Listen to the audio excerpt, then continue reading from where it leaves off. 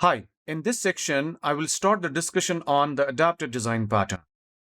Sometimes your application may require some functionality which is in a component written by someone else. However, that component may have an interface that your application does not understand. So what do you do? Would you modify that component and modify its interface so that you can use it in your application?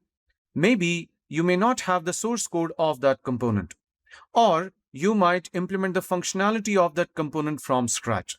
Instead, we can create a wrapper through which we can expose the functionality of that component through a compatible interface. And this wrapper is the adapter. So this saves a lot of time and effort because you can reuse an existing component. Let's see the intent of the adapter design pattern. The intent of this pattern is convert the interface of a class into another interface clients expect. Adapter lets classes work together that couldn't otherwise because of incompatible interfaces. So you see, the adapter pattern is used for interface conversion. That is, interfaces that are incompatible are converted into compatible interfaces. Let's see the structure of the adapter pattern.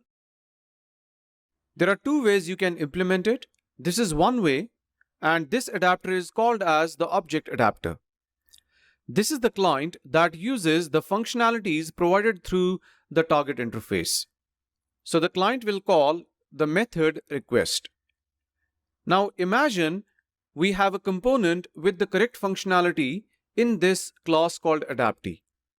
So it has a method called specific request, and the client cannot invoke this directly. So we can create another class called as adapter that will inherit from the target and then compose the adaptee. Because it inherits from target, it will have the interface that client expects, but internally the functionality will be provided by the adaptee.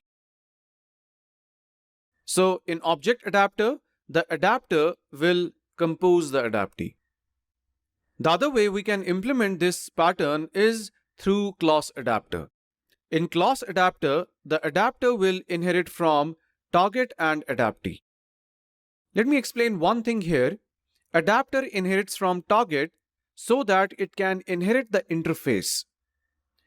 And it inherits from the adaptee so that it can inherit its implementation. We just saw that the adapter pattern has two structures. So you can implement it in two ways. One is through composition or other through inheritance. If the pattern uses composition, then it's called as the object adapter. The adapter will compose the adaptee and will call its methods through a reference or pointer indirection. On the other hand, if the pattern uses inheritance, then it is known as the class adapter. In this, the adapter will inherit from the adaptee and call its methods directly. So what is the purpose of the adapter here? The purpose of the adapter is to convert the incompatible interface into a compatible interface. And it can do that by performing a simple interface conversion, or it may perform some more functionality.